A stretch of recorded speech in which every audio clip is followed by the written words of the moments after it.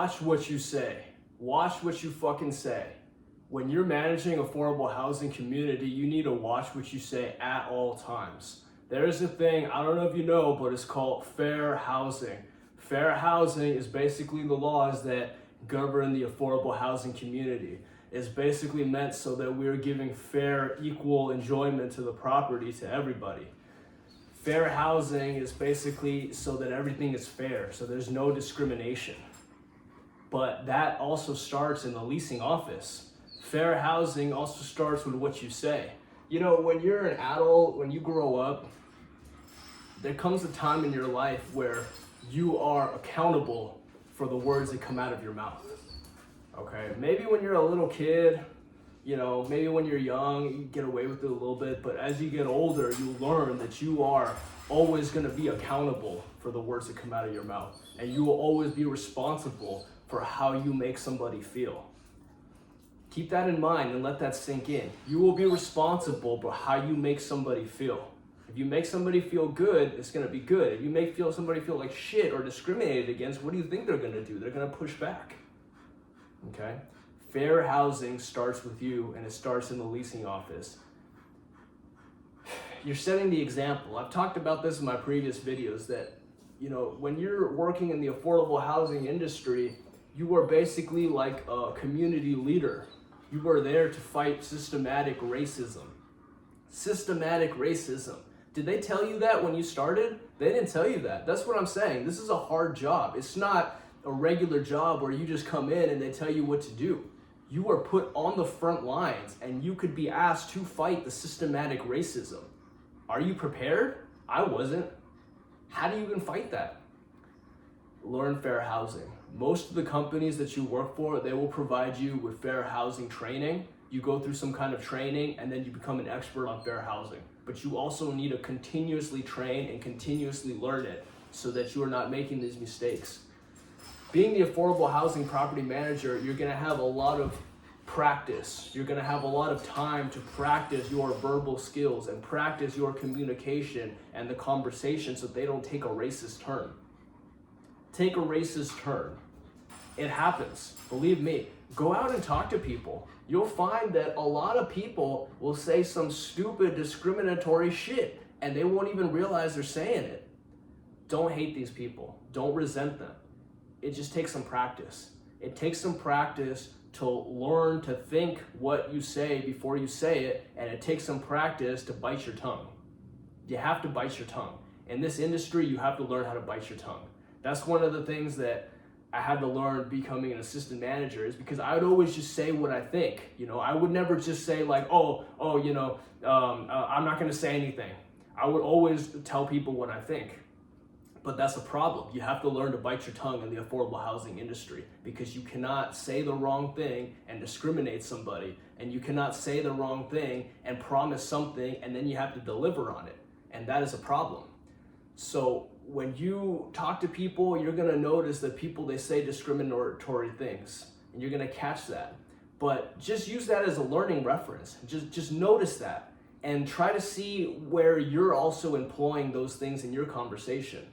There's a thing called implicit bias. I don't know if you know, but implicit bias is basically saying that everybody's racist, that everybody has this secret inner belief about other racism. Everybody has like an ethnocentric, feeling about other people. It's, you may agree with it, you may not, I don't care. That's just the way it is. You're not gonna change it. We're just gonna help. So you have to recognize that you have those implicit biases. And when you recognize you have those implicit biases, you will be more open to people from different cultures, people from different languages, people from different parts of the world. You have to be more open. You can't be racist and you can't be discriminatory. Okay, you have to be fair with everybody. So you learn that. You also want to learn to watch what you say. An example, I had a regional manager one time that she thought that she was so smart. She thought that she was gonna go into a room full of POCs and tell them, oh, I'm voting for this person because I'm voting for you guys. I'm doing it for you guys. Yeah, I get it, your heart might be in the right place and it might sound good and everything, but it really sounded racist at that time, and it gave her a really bad a really bad first impression to everybody who was there. Like, she literally said, I'm voting for you guys.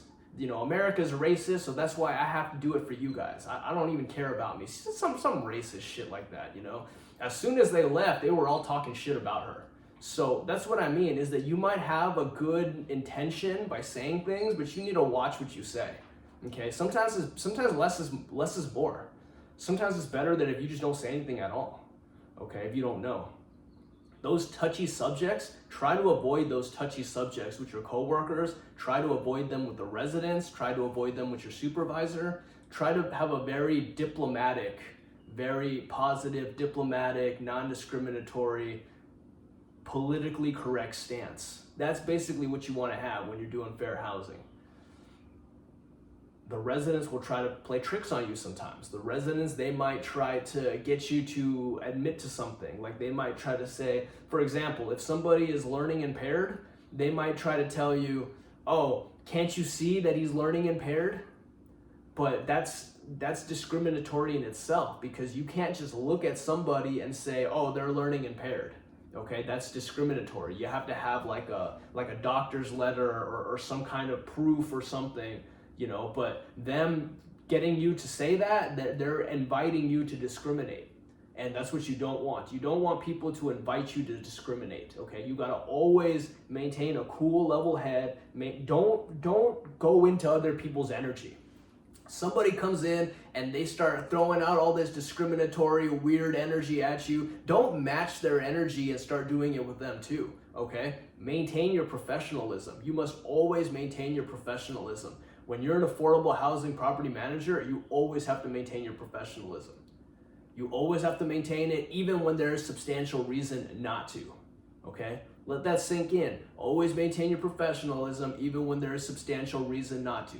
What does that mean? That means that even if something is something is really bad, and there's a good reason for you to tell off this person or fight this person, don't do it. Always control yourself. You're gonna be a lot happier in that realm, okay? You don't wanna go start reacting to what people do, okay? You wanna be non-reactive and be stoic. You're gonna be a lot happier if you maintain that type of personality and maintain that type of composure while managing the affordable housing community. Fair housing, watch what you say, document everything. Keep an eye too, because when you talk to somebody and the conversation gets kind of serious, keep in mind that they might tell somebody else what you're talking about. So everything that you say should be PC, politically correct. That way, if they go and they tell somebody else what you said, there's nothing wrong with that. You didn't say anything wrong, okay? When you tell somebody one thing, they could be telling it to everybody else. So that's why you always have to be consistent. And part of fair housing is maintaining that consistency. Fair housing, make sure you follow up on your training too. Okay, they provide you training and it gets updated annually. So annually update your training so you're up to date on that. Once you start getting good at fair housing, what you're gonna find is you're gonna start speaking in that way. You're gonna start speaking in a very professional, non-discriminatory way, and people are gonna pick up on that. And what you're also gonna find is other people speak in a discriminatory way, and you're gonna pick up on that.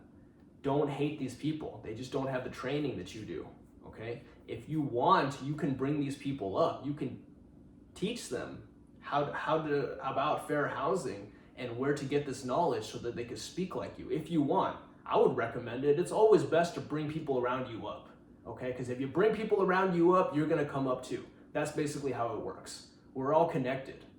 So learn the fair housing, get the training, practice. Go out and talk to people. Ask questions. That'd be the ideal thing too, is that if you don't know something, ask questions. Say, hey, is it okay? Is this okay? Can I ask this? Do you mind telling me about this?